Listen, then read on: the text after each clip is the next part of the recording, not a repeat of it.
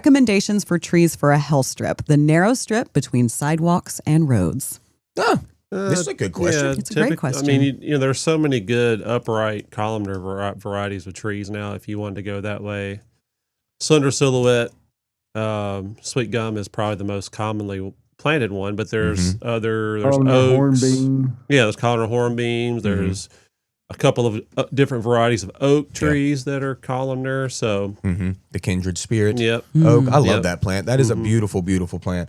And all of what you talked about is takes pollution kind of well. Like they use like ginkgo a lot of times because it can just be. Now it gets big, so you need the canopy is up top big, but it can take anything. I mean, just anything. Air pollution like crazy. Well, there's that one I saw it this morning that you like to talk about by the post office. Yeah, by the post office. Stilton. It's real yellow right now. Yeah, it'll be dormant here soon because it's very, very yellow.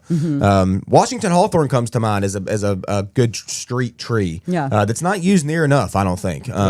Zelkova.